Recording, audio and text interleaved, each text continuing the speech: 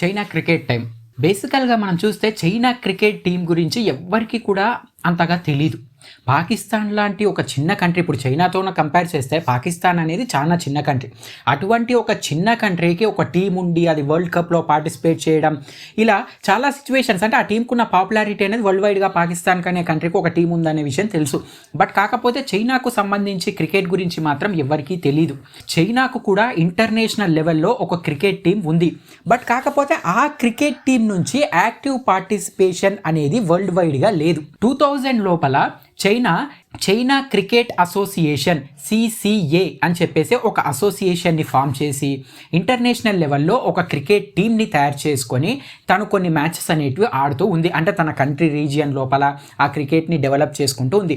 But కాకపోతే ప్రపంచానికి మొత్తానికి చైనా క్రికెట్ టీం గురించి కానీ, లేకపోతే చైనా ఇలా వరల్డ్ కప్లో పార్టిసిపేట్ చేయడానికి కానీ ఇటువంటి ఆస్కారాలు అనేటివి చాలా అంటే చాలా తక్కువ. చైనాకు సంబంధించిన క్రికెట్ టీంకు ఉన్న పాపులారిటీ కూడా చాలా తక్కువ. ఒకవేళ సింపుల్గా ఒక చిన్న ఆలోచన అండి మనకు వచ్చేది, చైనాకు గనుక క్రికెట్ టీం గనుక ఉండింటే ఇప్పుడు ఇండియా పాకిస్తాన్కు ఏ రేంజ్లో మ్యాచ్ జరిగినప్పుడు హైప్ అనేది వస్తుందో సేమ్ అలానే ఇండియా చైనాకు జరిగేటప్పుడు కూడా ఆ రేంజ్లో హైప్ అనేది వచ్చేది. So that's a secondary thing. ఆ విషయాన్ని పక్కన పెడితే చైనాకు క్రికెట్కు ఉన్నటువంటి సంబంధం అనేది చాలా అంటే చాలా తక్కువ. దాని గురించి ఇప్పుడు ఈ వీడియోలో మాట్లాడతాం. చైనా లోపల క్రికెట్ గురించి పాపులారిటీ అనేది చాలా తక్కువ. అంటే అక్కడ ఉన్న ప్రజలకు ఈ క్రికెట్ మీద ఇంట్రెస్ట్ అనేది లేదనే చెప్పచ్చు. ఇప్పుడు ఒక క్రికెట్ మ్యాచ్ జరుగుతుంది అంటే అక్కడ చూసేవాళ్ళు కానీ, లేకపోతే దాన్ని ఎంకరేజ్ చేసేవాళ్ళు కానీ, ఆడడానికి వచ్చేవాళ్ళు కానీ, వీళ్ళ పర్సంటేజ్ అనేది చాలా అంటే చాలా తక్కువ. వాళ్ళకి ఇంట్రెస్ట్ లేకపోవడం, వాళ్ళ కల్చర్ లోపల హిస్టరీలో చరిత్రలో కొన్ని వేల సంవత్సరాలు వెనక్కి వెళ్ళినప్పటి నుంచి ఈ క్రికెట్ అనేది వాళ్ళ చరిత్రలో కానీ, వాళ్ళ హిస్టరీలో కానీ, వాళ్ళ సాంప్రదాయంలో కానీ ఒక భాగంగా రావటం లేదు. మరి ఇండియాకి అదేమన్నా మన సొంత గేమా అంటే ఇండియాకు కూడా క్రికెట్ అనేది సొంత గేమ్ కాదు. బట్ కాకపోతే ఇండియా కానీ, పాకిస్తాన్ కానీ, రీసెంట్గా వరల్డ్ కప్ గెలిచిన ఆస్ట్రేలియా కానీ, ఇటువంటి దేశాలన్నీ క్రికెట్ లోపల పట్టు సాధించి ఒక మంచి టీంని మెయింటైన్ చేయడానికి కారణం ఏంటి? మెయిన్ రీజన్ అంటే ఇవన్నీ కంట్రీస్ కానీ, లేకపోతే ఈ కాంటినెంట్ కానీ ఏదో ఒక సందర్భంలో ఏదో ఒక మూమెంట్లో బ్రిటిషర్స్కి కాలనీస్గా ఉన్నాయి. అంటే ఈ ప్రాంతాలు బ్రిటిషర్స్ చేత పరిపాలించబడ్డాయి. సో ఎప్పుడైనా ఒక ప్రాంతం అనేది బ్రిటిషర్స్ చేత పరిపాలించిన ప్రాంతాల్లో మ్యాక్సిమం వాళ్ళ అలవాట్లు, వాళ్ళ అభిరుచులు, వాళ్ళ సాంప్రదాయాలు కొన్ని వాళ్లకు అలవాటు చేయడం జరిగింది అక్కడ ఉన్న ప్రజలకు. అలా అలవాటైందే ఈ క్రికెట్ అని చెప్పేసి ఒక ఆట కూడా. క్రికెట్ అనేది ఒక ఆట లాంటిది, అంటే ఒక ఎంటర్టైన్మెంట్కి ఆడేటటువంటి ఒక ఆట లాంటిది. సో అటువంటి ఆట అనేది అక్కడ బ్రిటిష్ వాళ్ళు పరిపాలిస్తున్నప్పుడు వాళ్ళు ఆడడం, అది ఇండియన్స్ కానీ, లేకపోతే ఆస్ట్రేలియన్స్ కానీ, అక్కడ నేటివ్గా ఉన్నటువంటి పీపుల్ దాన్ని చూడడం, ఈ గేమ్ ఏదో బాగుందని చెప్పేసి వాళ్ళు కూడా ఇష్టపడి దీన్ని ఆడడం, ఇలా ఈ క్రికెట్ అనేది బ్రిటిష్ పరిపాలించేటువంటి దేశాల్లో కొంచెం పాకింది. ఆ తర్వాత ఏ ప్రాంతాలలో అయితే క్రికెట్ అనేది ఆడతారో అక్కడ నుంచి వేరే కంట్రీస్కు స్ప్రెడ్ అయ్యి, అంటే ఫర్ ఎగ్జాంపుల్ ఇప్పుడు పాకిస్తాన్లో క్రికెట్ ఆడుతుంటే ఆఫ్ఘనిస్తాన్ నుంచి కొంతమంది వచ్చి పాకిస్తాన్ వాళ్ళు ఆడడం చూసి నేర్చుకున్నారు. దానికి సంబంధించి కూడా నేను ఒక వీడియో చేశాను, అంటే ఆఫ్ఘనిస్తాన్ లోపలికి క్రికెట్ ఎలా వెళ్ళింది అని చెప్పేసి. అలా అంటే కొన్ని సందర్భాలలో బ్రిటిష్ వాళ్ళు పరిపాలించకపోయినా వేరే దేశస్తులు ఆడుతుంటే చూసి కూడా వాళ్ళ కంట్రీలో పాపులారిటీ పెరిగింది. ఫర్ ఎగ్జాంపుల్ మనం ఆఫ్ఘనిస్తాన్ అని చెప్పేసి చెప్పచ్చు. అయితే చైనా విషయానికి చూసుకుంటే చైనాను ఎప్పుడూ కూడా బ్రిటిష్ వాళ్ళు పరిపాలించలేదు. అక్కడున్న లోకల్ ఎంపరర్స్ మాత్రమే చైనాను పరిపాలించడం జరిగింది. చైనా హిస్టరీ లోపల బ్రిటిషర్స్ అడుగు అనేది అక్కడ పడలేదు. ఎటువంటి పాయింట్ ఆఫ్ వ్యూలో ఎటువంటి షార్ట్ పీరియడ్ ఆఫ్ టైంకు కూడా బ్రిటిషర్స్ చైనా మీద అడుగు పెట్టలేకపోయారు. సో అక్కడ క్రికెట్ అని చెప్పేసి ఒక గేమ్ ఆ కంట్రీ లోపలికి వెళ్ళటానికి ఆస్కారాలు, అంటే ఛాన్సెస్ అనేటివి చాలా అంటే చాలా తక్కువ, బ్రిటిష్ వాళ్ళు వెళ్ళలేదు గనక. నెక్స్ట్ ఏంటంటే చైనా లోపల ఎప్పుడే కానీ ఎటువంటి స్పోర్ట్స్ అనేవి బాగా హైలైట్ పాపులర్ అంటే బాస్కెట్బాల్ కానీ, సాకర్ కానీ, టేబుల్ టెన్నిస్ కానీ, ఇంకా ముఖ్యంగా చెప్పాలంటే మార్షల్ ఆర్ట్స్కి చైనా లోపల చాలా అంటే చాలా పాపులారిటీ ఉంది. ప్రపంచం లోపల ఉన్న అన్ని కంట్రీస్తో పోల్చినప్పుడు మార్షల్ ఆర్ట్స్కి చాలా ఎక్కువ పాపులారిటీ ఉంది చైనా లోపలనే. ఇప్పుడు మార్షల్ ఆర్ట్స్ మీద వాళ్ళు పెట్టినంత ఇంట్రెస్ట్, ఇప్పుడు మార్షల్ ఆర్ట్స్ అనేది ఏదో ఒక గేమ్ ఇటువంటిది అని చెప్పేసి చెప్పడం కాదు, అది ఒక ఆర్ట్. బట్ కాకపోతే దాని మీద చైనీస్ పెట్టిన ఇంట్రెస్ట్ ఈ క్రికెట్ లాంటి స్పోర్ట్స్ మీద ఎప్పుడు కూడా పెట్టాలి అని చెప్పేసి ఆలోచన వాళ్ళకి రాలేదు, పెట్టలేదు.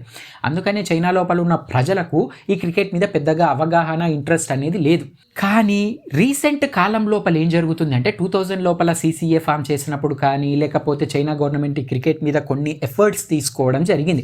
ఎఫర్ట్స్ అంటే ఏంటి అంటే బాధ్యతలు. ఈ క్రికెట్ని వాళ్ళ కంట్రీ లోపల పాపులర్ చేయాలి, ప్రజల్ని ఆడే విధంగా చేయాలి అని చెప్పేసి 20s నుంచి చాలా ప్రయత్నాలు అనేటివి చైనా గవర్నమెంట్ చేస్తుంది. అంటే అక్కడ ఉన్న స్కూల్స్లలో, అక్కడ ఉన్న కాలేజెస్లలో ఈ క్రికెట్ టోర్నమెంట్స్ నిర్వహించడం, టీమ్స్ని ఫామ్ చేయడం, వాళ్ళకి అవగాహన కల్పించేటట్టు చేయడం, ఇంటర్నేషనల్ నుంచి కోచెస్ని తీసుకొచ్చి వాళ్ళ టీమ్స్కి కోచింగ్ ఇవ్వడం, ఇలా రకరకాల ఎఫర్ట్స్ అనేటివి చేయడం జరుగుతుంది.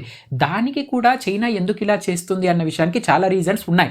బట్ ఇప్పుడు ఎందుకు చేస్తుంది అన్న విషయాన్ని ఇప్పుడు మనం క్లియర్గా ఈ వీడియోలో అనలైజ్ చేద్దాం. ఒకప్పుడు చైనా ఆలోచన ఎలా ఉండేదంటే education is the main important thing అన్నట్టుగా ఉండేది. ఎలక్ట్రానిక్స్ కానీ లేకపోతే ఇటువంటి మార్షల్ ఆర్ట్స్ కానీ ఇటువంటి దాంట్లలో వాళ్ళ స్టూడెంట్స్ని, యూత్ని బాగా హైలైట్గా చేసి పాపులర్గా చేసుకొని వాళ్ళను పర్ఫెక్ట్గా చేసేది బయోటెక్నాలజీ ఇలాంటి ఫీల్డ్స్లలో. ఆ తర్వాత కాలంలో ఇప్పుడు ఈ క్రికెట్ని స్కూల్స్లలో, కాలేజెస్లో హైలైట్ చేయడానికి కారణం ఏమిటంటే ఇంటర్నేషనల్ కనెక్షన్స్ని ఇంప్రూవ్ చేసుకోవడానికి, మెయింటైన్ చేయడానికి, ఒక గ్లోబల్ ఆర్గనైజేషన్ని మెయింటైన్ చేయడానికి. ఇప్పుడు ప్రపంచ దేశం లోపల క్రికెట్కి చాలా అంటే చాలా ఫాలోయింగ్ ఉంది. ఒక ఫుట్బాల్ తర్వాత ఆ రేంజ్ ఫాలోయింగ్ ఉన్న స్పోర్ట్ లేకపోతే గేమ్ ఏదైనా ఉంది అంటే అది క్రికెట్. రీసెంట్గా జరిగిన వరల్డ్ కప్ని కొన్ని బిలియన్స్ ఆఫ్ మంది చూడడం జరిగింది. అందులో ఇండియా, ఆస్ట్రేలియా అని చెప్పేసి 2 కంట్రీస్ పార్టిసిపేట్ చేసి ఆస్ట్రేలియా అనేది గెలవడం, ఆస్ట్రేలియా గెలిచింది, that's a secondary thing. But కాకపోతే ఒక రిలేషన్షిప్ అనేది 2 కంట్రీస్ మధ్యలో మెయింటైన్ చేయడానికి ఛాన్స్ ఉంది. ఇప్పుడు ఆ వరల్డ్ కప్ జరుగుతున్నప్పుడు ఇండియన్ ప్రైమ్ మినిస్టర్ అక్కడ ఉన్నాడు, ఆస్ట్రేలియాకి సంబంధించిన డిప్యూటీ ప్రైమ్ మినిస్టర్ అక్కడ ఉన్నాడు. అంటే ఈ స్పోర్ట్ వల్ల, ఈ గేమ్ వల్ల ఒక ఇంటర్నేషనల్ కోఆర్డినేషన్ అనేది ఏర్పడుతుంది ఏ దేశాలకు మధ్య అయినా. అటువంటి కోఆర్డినేషన్ మెయింటైన్ చేయడానికి, ఒక పాజిటివ్ వైబ్స్ని బిల్డప్ చేసుకోవడానికి, ఎకనామిక్ ట్రేడ్స్ అంటే ఇంపోర్ట్స్ని, ఎక్స్పోర్ట్స్ని పెంచుకొని ఎకనామిక్గా 2 దేశాలు బలోపేతం కావడానికి ఈ స్పోర్ట్స్ అనేటివి చాలా అంటే చాలా హెల్ప్ చేస్తాయి.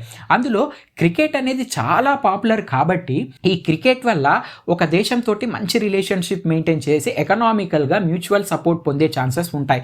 మనం స్టార్ట్ చేసే ప్రాజెక్ట్స్కి వాళ్ళ హెల్ప్ తీసుకొని, మనకు కావాల్సిన సహాయాన్ని వాళ్ళ నుంచి తీసుకొని, వాళ్ళకి కావాల్సిన సహాయాన్ని మనం ఇచ్చే ఛాన్సెస్ అనేటివి ఎక్కువగా ఉంటాయి అన్న పాయింట్స్ అన్నిటినీ కూడా ఐడియా లోపలికి తీసుకొని చైనా ఇప్పుడు చాలా రేంజ్లో ఎఫర్ట్స్ అనేవి చేస్తుంది.